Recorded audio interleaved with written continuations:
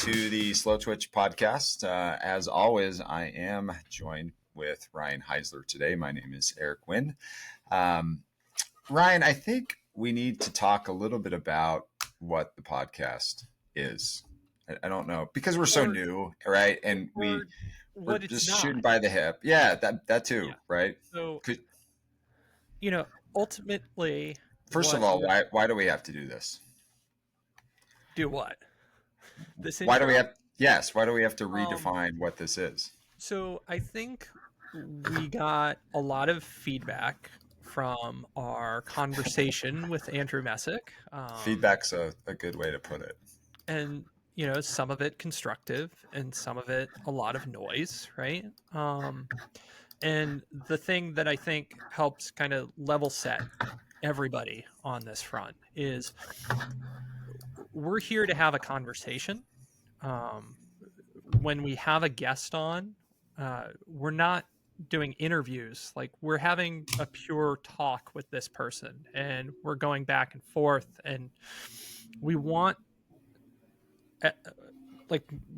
this to essentially just be as if you were sitting in and, maybe we're having a beverage or three afterwards, this isn't, it's less of a confrontational environment.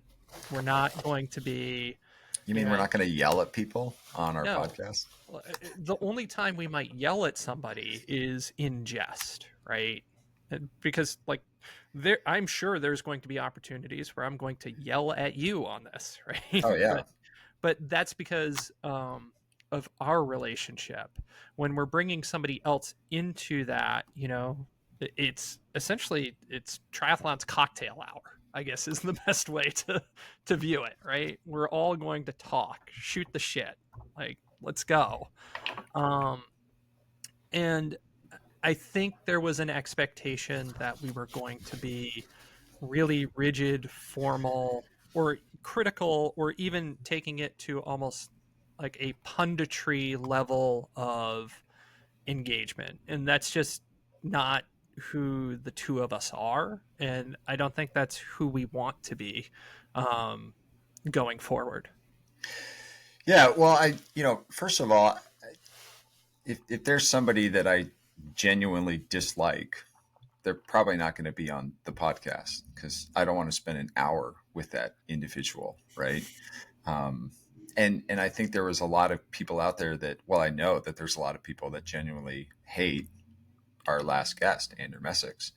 And that hatred was somehow magically supposed to be transferred to us for the 45 minutes that we were trying to allow him to speak what he wanted to talk about when it came to what happened. And we have an opportunity to, ask him questions that we felt that were viable based on the information that we have seen.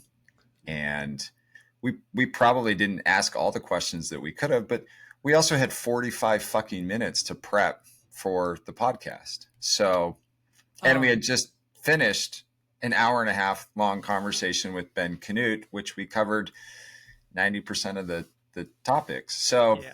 So I think there's a couple of things that tie out of that, right? One being, and thank you to everybody who has gone ahead and listened to both episodes, because I think that does a really good job of capturing all of our feelings in terms of the incident in Hamburg and the way that we would kind of approach a lot of changes going forward. But also, I think, we were always going to be held to a different standard because it was the first time that Andrew was saying anything about the particular incident. And so, I think that regardless of how that conversation went, there was going to be some degree of vitriol associated with it because we were first, right? Yeah. And some of it's I don't blame them. Like, people were pissed. I mean, And, I was pissed with some of the things that were handled, and I voiced those things, right? Like the fact that the broadcast went on the way that it did, but at the same time, like, it's the first time this has ever happened yeah, in air. So, it's a forced lessons learned. yeah, and I think I think there were fair criticisms of some of the stuff that we had in terms of the podcast, right? Like there were questions that you know, I wish I had asked or I had helped, shape the way that that conversation developed a little bit more. But, that again is a lesson learned for us in terms of how we go forward. what, But once again, welcome to the fifth episode of the Slow Twitch podcast. um, and you know, so backing up just a little bit, right? I think part of where the confusion or the expectation setting on the podcast itself comes from, people don't know that you and I have been doing this like in the media business for a combined, what, 25, 30 years, right? Like not necessarily just for Slow Twitch, but we've been around the block a few times. Um, and so, we have good instincts when it comes to things that we want to be doing. And Yeah, this as a conversation point, like that's why we have a podcast. sure. And Yeah. That's the whole point. The whole point is to have longer conversations with interesting people around interesting topics so that we can dive a little bit deeper, and instead of having just a long, super, super, super long article that's written yeah. on, the homepage. So, And so this week, that super long, super interesting conversation will just be Eric and I. So no sorry, guests this Monty. week. Sorry, Monty. Sorry, Monty. Um, but let's get into it. Let's talk about sort of what's happened and what's coming up, sort of with Slow Twitch. So Yeah. uh, Yeah. this, We'll jump into the weekend wrap up. We had Boulder 70.3, which was kind of the big race. It was the live broadcast race. Mhm. Why don't you talk a little bit, since you were covering the race, and I actually unfortunately, I missed the announcement of some of the moto changes that have been implemented based on feedback and things that have happened the week Yeah. prior. So first, credit to Outside Watch because the majority of the time the broadcast actually worked. A plus, good job on that front. They I do joke. seem like they're fixing their desktop version of the issues. Yeah, I mean, definitely had some freeze outs and everything. It's why I gave the final grade of B minus. And I know Matt Lieto was joking that he's going to have to check our article each and every time to see what grade the Outside Watch broadcast received. But that being said, the broadcast was let off during the pre-race stuff with Andrew coming on and talking about access to the quote unquote pro peloton, for lack of a better term, is going to be restricted, right, going forward. And so you shouldn't ever see the concentration of motos that you did in Hamburg happen again. Which is something, like we we brought that up with both Ben and Andrew last week as a step in the right direction. Yeah, for sure. We'll see how Um, the coverage is and whether or yeah, not people complain about that.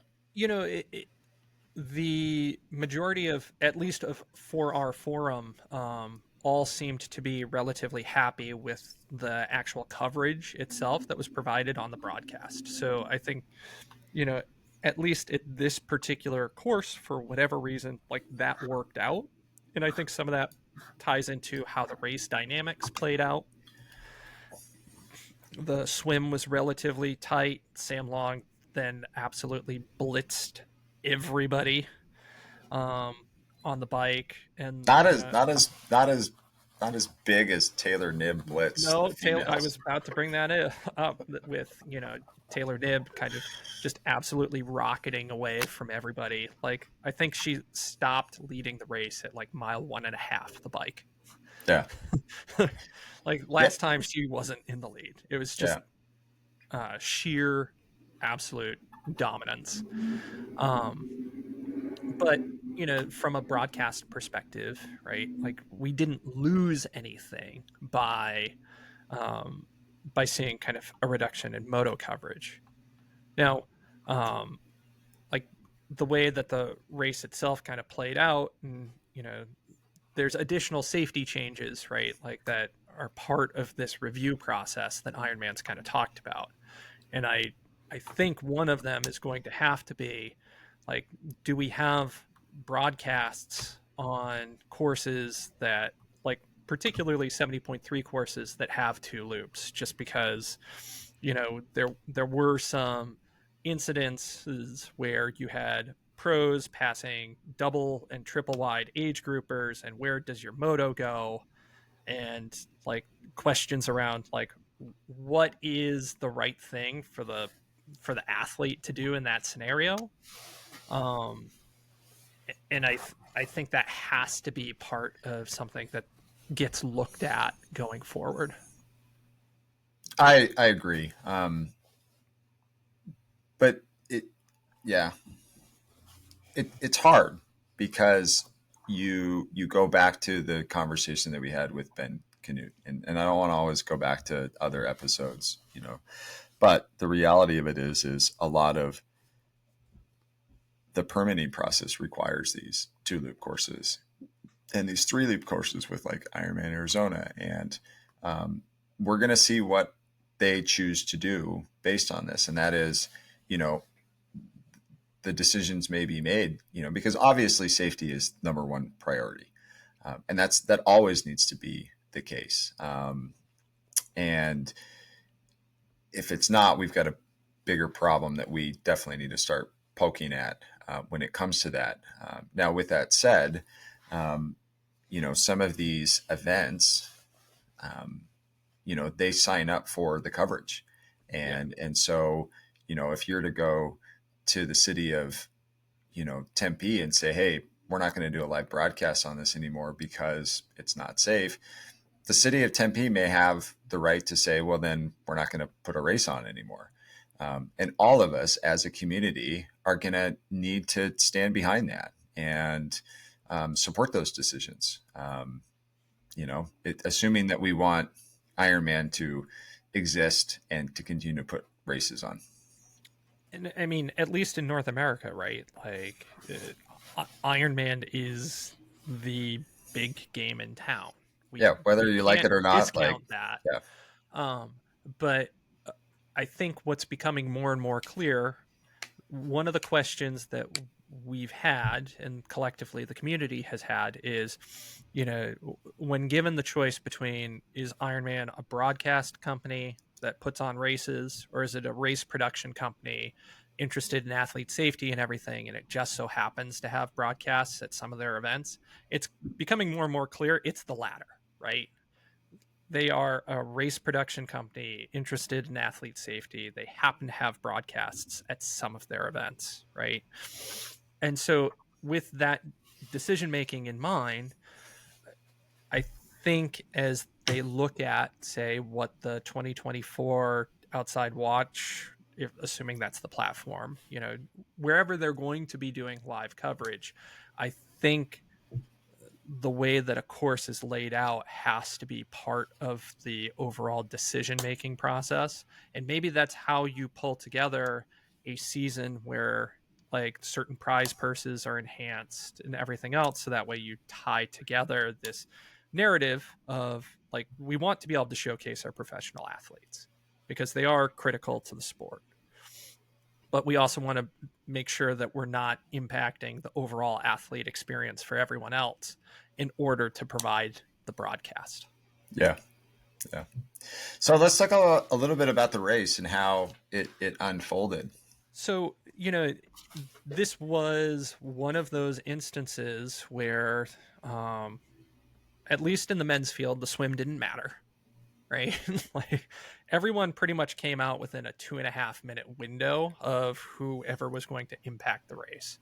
Um, it also happened to be a wetsuit legal swim, which may or may not have helped certain members of the professional field. But you know, um, Sam and Lionel Sanders came out together, which is normally a good thing, and then Sam just dropped everybody, Mm, which hmm. um, it used to be, you know, you look back in a year and a half, 2 years, like Sam and Lionel would ride together through a field and then go on to the run. And now it's just Sam is so head and shoulders above the majority of male professionals when it comes to biking. And then he still had one of the fastest runs of the day. Like Yeah. it's not he's not an Andrew Starkowitz where he's going to hope to hold on the run. He is going to, if heaven help you, if you wind up in a running race with Sam right now. Yeah. Which, you know, the only question I would ask is this somebody who's peaking a little early for what he has planned for the year? But, clearly, like, whatever he's doing is working. And so who am I to question that? I've learned my lesson questioning pros on their schedules and everything else. That's right, man. It's a podcast. But, looking back through the field, I mean, Lionel had another really solid race. Like, I don't think you can take anything away from that. And, I called it out in the article, but do not get into a sprint finish with Lionel Sanders because you're going to lose.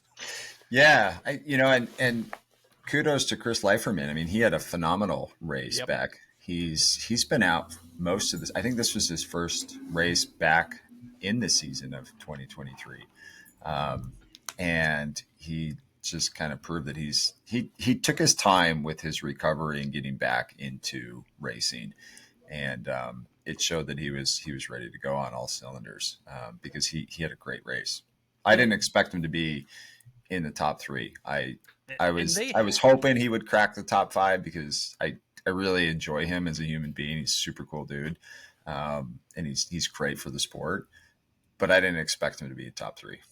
And I think what's particularly interesting about both of their races is they essentially played, like, Sanders and Leiferman played cat and mouse pretty much the entire run.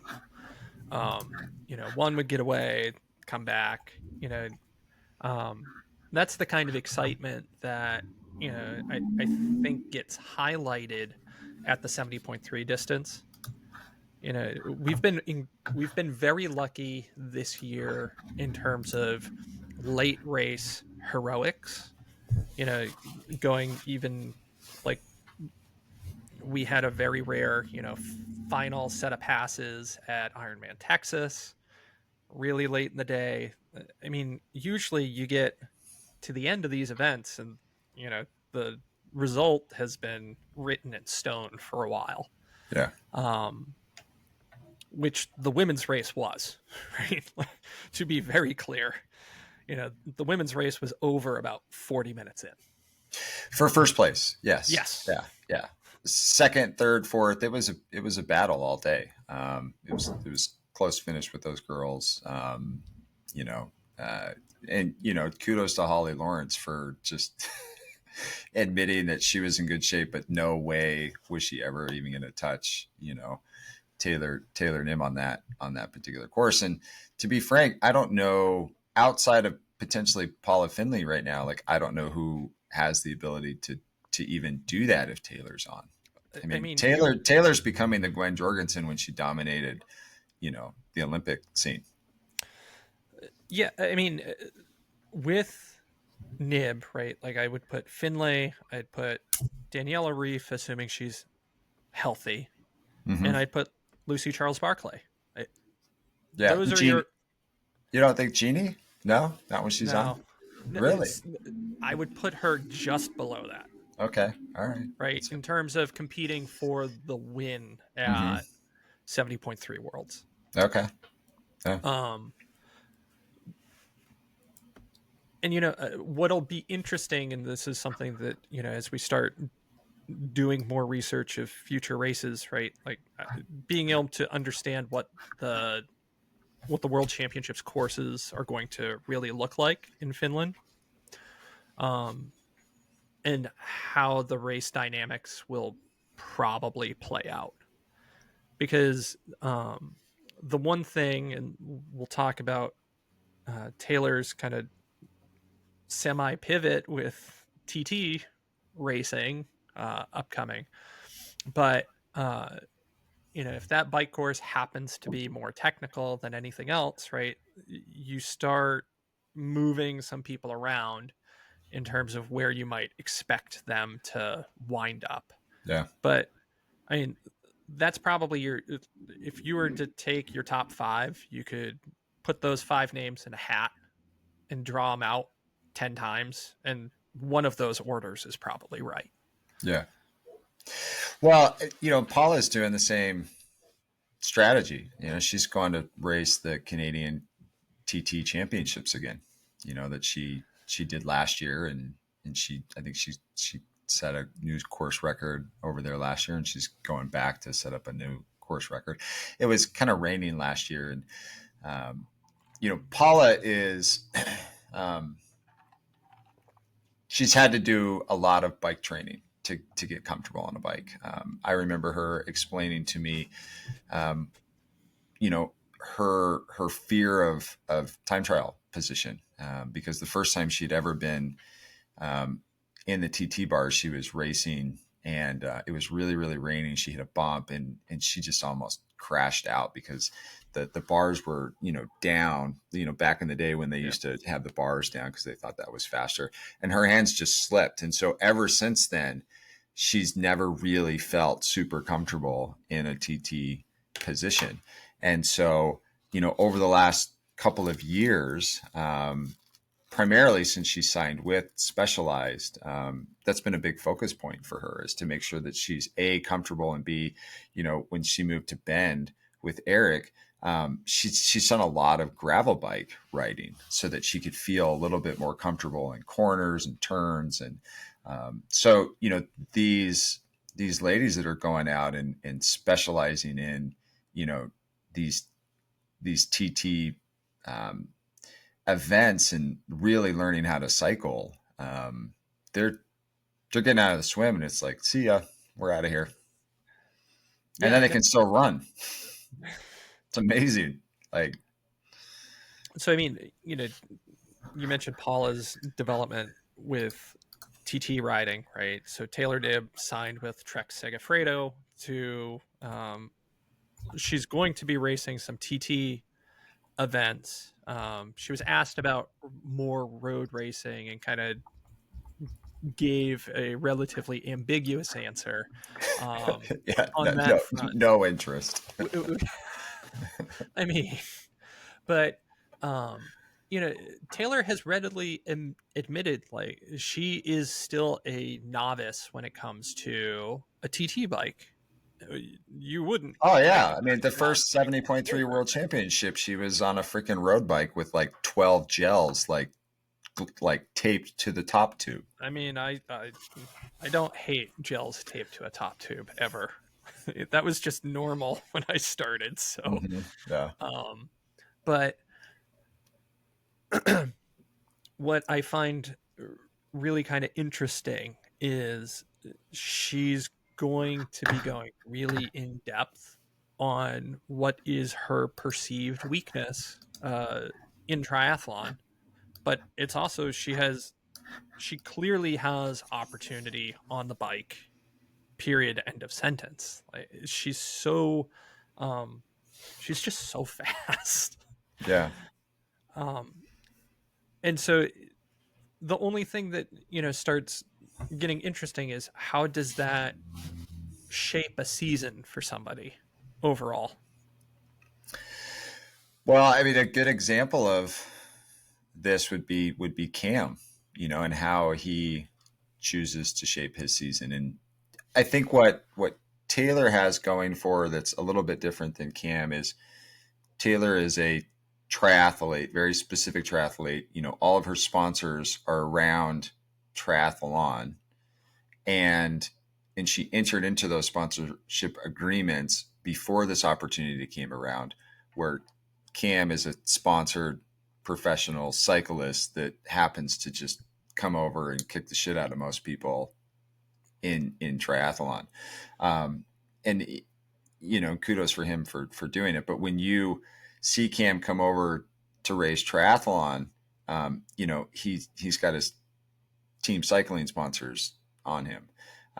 Where Taylor, I would imagine, and talking to some of her sponsors, particularly Waterfall Bank, just this morning, she had to have those conversations with them. And luckily, Taylor's got a group of sponsors that at the end of the day really are just sponsoring her because they believe in her as a human being. And I don't necessarily know if they want a huge return on their quote unquote investment.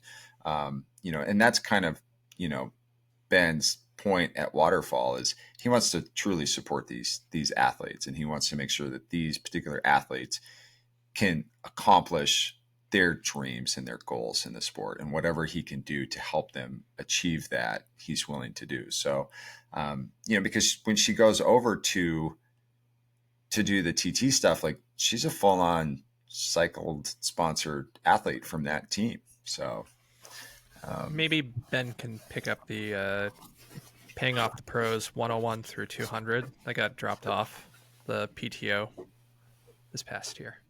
That's what I'm not going to say that's a waste of money, but yeah. It was available. Yeah, it is. But, I think just overall, right, Boulder 70.3, really interesting race. I mean, ungodly fast times. 3:33, I think, is what Sam. Yeah. Yeah. And, like a 4, I think it was 4:07 didn't put you on the women's podium. That's just, and when you and I started in this business, like 4:10 was a good men's winning time for 70.3. Just the bar has. I don't know if it was ever that slow. Like it was. No, come on. Yeah.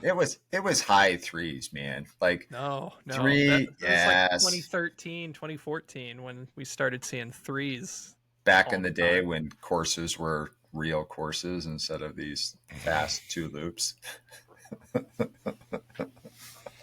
And two loops is kind of insane. Yeah. For 70.3. All right, we're digressing. We got to stay on target here. What do we got coming up this week on the site? So we are lucky enough that Matt Fitzgerald is going to be doing some writing for us. And so the first article from him talking about different data fields to load into your watch or your Engo sunglasses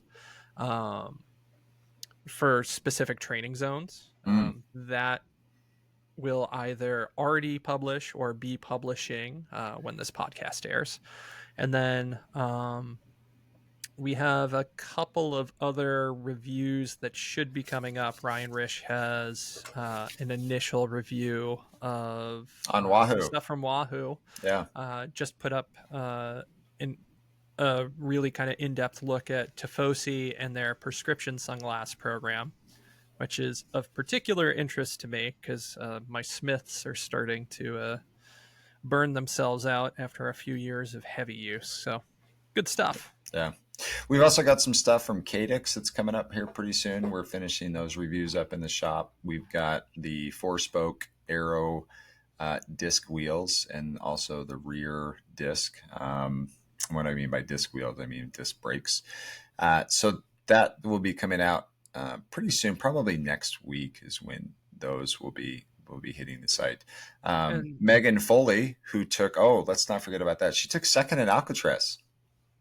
Really? Yes, yes, yeah. She kind of had a break through with her results from a professional athlete standpoint. So That's awesome. yeah, had a really great time, and was super happy to see her put it together. You know, because she came from short course racing, and she wasn't quite fast enough to get on the teams with Super League, but she was like right there on the cups. And if she would have continued there, I would imagine she would have you know gone the distance with that. But she chose to kind of go towards long course, and she's struggled for the last couple of years putting that together.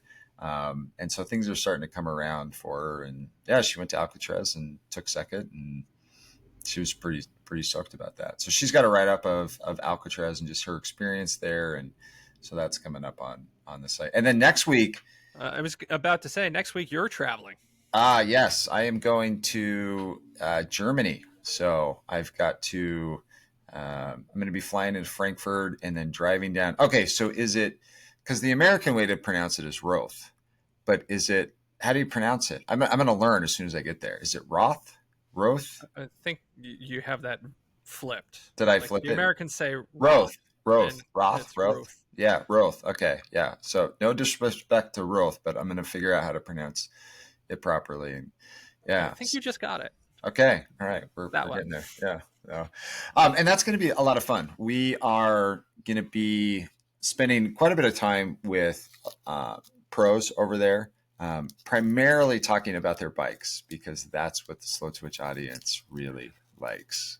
I mean, I was going to say, like, this is a trip that's been a couple years in the making to get us Yes. over there Yeah. and doing some interesting stuff. And yes, I mean, who does not love bike porn? I mean, Yes. come on. Yes. So we are going to be covering the expo there just to kind of show everybody how big that expo is. We're going to be having a lot of really cool special guests from a professional standpoint going over their bikes. And then Felix is going to be on the podcast next week as well. And then I just discovered when Eurobike is. And so it's about a 2-hour drive away from where I'm at. I'm going to have a car. And so I might jump up there next Wednesday to go check out Eurobike to see what that's all about. So I'm pretty excited about that. I was going to say, like, outside of Sea Otter, right?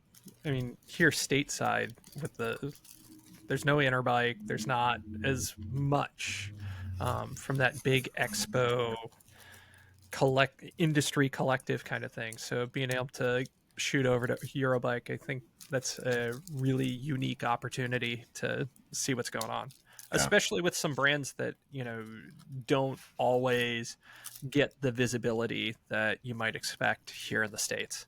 Yeah, no, for sure. And then we're going to be we'll probably talk about this a little bit more on next week's broadcast, but we will be embedding the live broadcast of the race on our home site or homepage. So that would be pretty cool. Yeah. It's new for us, right? This is something that we definitely have not done before. So fingers crossed it will be as seamless as humanly possible. And, if not, I'll have to give myself an F for technical difficulties. Yeah. What else we got going on, Ryan? Not a whole hell of a lot, Eric. All right. Well, the podcast this week is pretty short. There's not a whole lot going on this weekend to really talk about. But I am excited about next week and getting over to Germany and stuff. So I was going to say we have a lot of stuff coming up. We're in that weird lull where some stuff is happening, but the big storm is coming, and we've got a lot of preparation that we're going to have going on site, and then who knows, we're going to have like a 2.5-hour episode next week. I bet you we have at least an hour and a half with Felix. There's a lot of things that we're going to talk about, which that'll be really cool. And a lot of stuff to showcase on the homepage itself. So thanks for joining us today on the Slowtwitch podcast, where we have an opportunity to be a little bit less journalistic and more of a creative space where we get to hang out and talk about things we like to talk about things that are in sport, and occasionally bring on some guests that we find extremely interesting, and they've got cool stories to talk about and tell. So Thanks, Eric. everybody have a good day.